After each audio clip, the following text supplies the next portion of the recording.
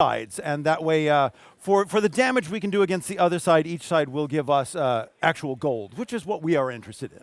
Yes, I did see that interesting you, Balthazar. You are adorned in, I want to say, much gold. Yes, many sparkles. Yes, many sparkles. Tell me a little bit about the powers of of the various items. Well, naturally, as a wizard, we have an all-seeing eye. I have the dragon's eye here as well. Protection. This one helps me out with time from time to time. Tell me why.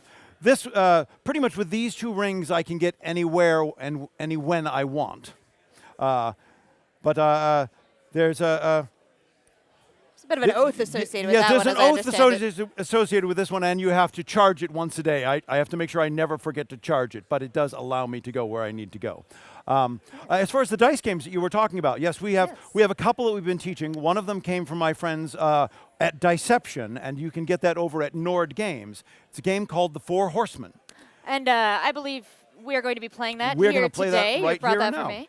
We have, you take 4 dice. You have the 6, the 8, the 10, and the 12. One player is the Four Horsemen. That person, as the Four Horsemen of the Apocalypse, comes running through. Any of the other players' dice, they're all peasants, poor villagers. If their dice happen to match the Four Horsemen, those dice are killed. You simply play until there is a clear winner or until the Four Horsemen have killed everyone. Would you like to play around? I would like to play around. I do not have a soul coin to gamble. That's all right. Okay. This is simply for demonstration purposes. I just wanted to be clear, making sure I'm not handing off any part of my soul. So we have 2s, 4s, and 6s. Oh, that's not good. So you lose the 2, but you keep the 3, and I can't tell, is that an 8? I have an 8 here. An 8, so that's good. Huh. We roll again. All right, only one peasant die. That's pretty good. 1, 2, and 7. 6, 6, and 4. 6, 6, and 4. All of your peasants have survived. One more time. Let's see if I can kill you all. We are going to win here. I feel it. 2, 8, 2. 3, 4, 5, and 10. The peasants have survived. The peasants have survived the Four Horsemen. Yep. Now, we had a couple of 6s come up, and that's an important thing because most people don't necessarily know why, even on the 6-sided die, they actually have a line under the 6. Hey, yeah, there's no 9. Why do they do that? Yes, why do they? It's because people have forgotten their history. Oh. For example, we all know in the Arabic numerals, this is a 6, and this is a 9. What everyone has forgotten is that the ancient Orcish symbol for fertility is this. It actually represents an erect orc phallus. All orcs actually have Peyronie's disease, hence the curve. Also, to an orc, this represents consent. So when an orc sees this, they believe you are ready to go, and it's where half-orcs come from. Similarly, this is the ancient Orcish symbol for impotence. To someone who is stupid and horny all the time, that is the greatest insult you can possibly give to them. And therefore, this is what actually started the ancient orc wars. People used to dice with orcs with pips. The problem was it would take the orcs too long to count them, so they went to the Arabic numerals and found through unfortunate incidents and misunderstandings that they would have to put the lines under simply for your protection. It's there for your protection. Generally, don't dice with orcs anyway, not necessarily a good idea, but we're trying to make sure that all of the half-orcs that are brought into the world are actually wanted and in loving families, rather than simply accidents of cultural appropriation.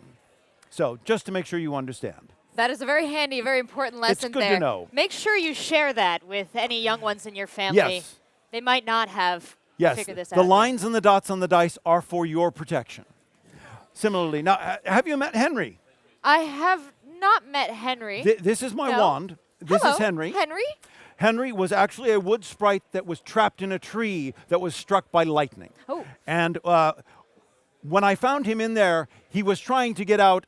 Rather than letting him out, I actually chose to carve him into a wand. It makes it very helpful with plant-based spells, but he's still angry with me most of the time, and especially if I try and do lightning. He does not like it when I try and cast lightning, and it will often go awry. Balthazar, you said he's quite upset. Did you carve this smile into his face? No. That's his actual face. That's how I knew there was a wood sprite trapped in the tree, is because I could go by and see the tree see the face on the scorched branches. That must be then a grimace of pain. Yes, he seems to like you. He seems to actually be smiling. I don't know if it seems more. Would it be polite for me to it is certainly all right. You can go and see if you sense any powers that you may be good to use from it. This is I appreciate this, but I don't feel like it's attuned to me. But not much of a mage?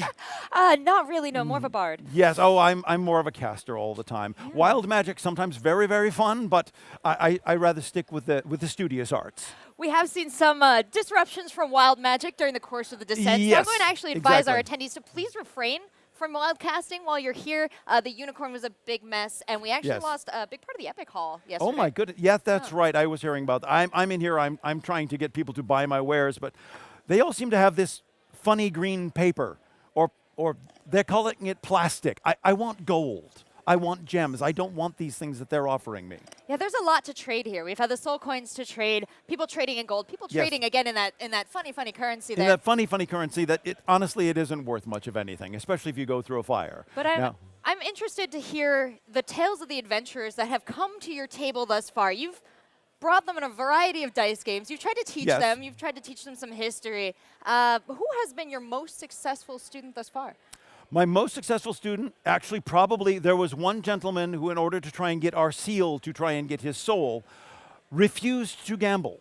He simply said, I have gotten all of the other seals, and I want to ensure that I get your seal, because once you gamble with us, if you lose, you cannot get our seal. And therefore, he tried to appease us with multiple loyalty bands to both Mahadi and Mad Maggie. And you're only supposed to have one of those at a time. How he came up with 5 of them, I am unsure. But it was definitely worth it for me in coin to trade him the seal for that. Truly a powerful adventurer Yeah, to gain very powerful 5 adventurer. loyalty bands. 5 loyalty bands when there's only 2 supposed to be available. When with so much here to overcome, we have the demons. Yes. We have the Vrox. Yes. We have some of the most hideous, vile creatures. Oh, those are just the attendees. I'm sorry. Yeah, the attendees. Crawling the floors here. Yes, the at creatures the are descent. the creatures generally are much nicer than you expect. But Yes. I have been quite pleased. Mm-hmm. Now, has anyone lost everything at your table? yes, we have had people we played 4 horsemen. We have one person who lost on the very first roll. All of their dice were eliminated. We're very good at killing those peasants. We had another person who made all the way to the end of their 3rd roll with all 4 of their dice. We also have them. We have riddles. We have the classics riddles from The Hobbit and the riddle of the Sphinx and certain other ones. We have some riddles that have stumped people most of the time, but we have worked through. Oh, yeah? I don't want to tell any secrets for. See, I was going to ask you for your stumpiest riddle. Well, one of them that has stumped many of the people is the more you take, the more you leave behind. The microplastics industry. Now, actually, the answer is footsteps. Oh. Footsteps. However, we did have someone say wealth, because the more you take during your life when you die, the more you leave behind, and we were willing to accede that that was an acceptable answer. See, the clever players here at this Yes, event.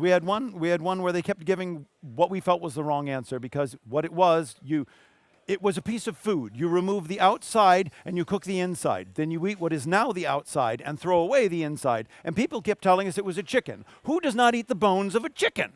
Fools. The answer is actually an ear of corn, but people kept insisting it probably had to be a chicken. And the bones, A, they're crunchy. They help you pick your teeth. And some of the best flavor is in the marrow of the bones.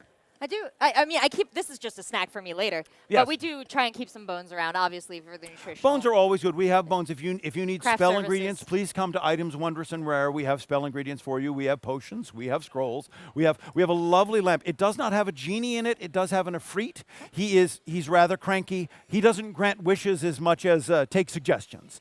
Generally, when you rub the lamp, he tells you to just go away. But if you come up with something really interesting, he might grant it just on a lark. That sounds like me on a Saturday. Well, Depending on the time, yes. this has been bugging me, Balthazar. I feel like you're so familiar. I've seen your face somewhere before. Are you perhaps an officer of the law? I have different names and different faces for different times and different places. For example, I also work with the Wizards Guild at the Labyrinth Masquerade here in Los Angeles. Should you come by, please come and visit the Wizards Guild. And similarly, at a different time in a different place, I was known as a chief on something called the Anime Crimes Division. That's it. So if you can see that, you will see me dressed, really, I'm dressed down. I don't have any of the bling that I normally have. We seem to have a visitor. Yes, this is what I was telling you about. We have so many wonderful fiends about, and it looks like she's fastened onto my bones. Oh, do you Yes. want a snack too, sweet birdie? You do? Oh, goodness, I've got this under Yes. control. Did you want? Oh, would you like to make a trade? Oh, she's so excited. Oh, this is Tact, by the way. Tact, did you want to make a trade for my snack? Sure. I'm happy to. You look a little hungry. Yeah. Oh, that's so cute. Just gonna. Ah! Ooh. I didn't mean to give you a tooth. You're such a pretty birdie. Pretty birdie. I'm so sorry about that. I'm It's so all right. sorry. It's If all we right. could actually just cut for a quick break, I just gotta take care of this really quick. Yes, that's In Baldur's Gate: The Descent into Avernus, what is the difference between, say, a devil and a demon? They have very specific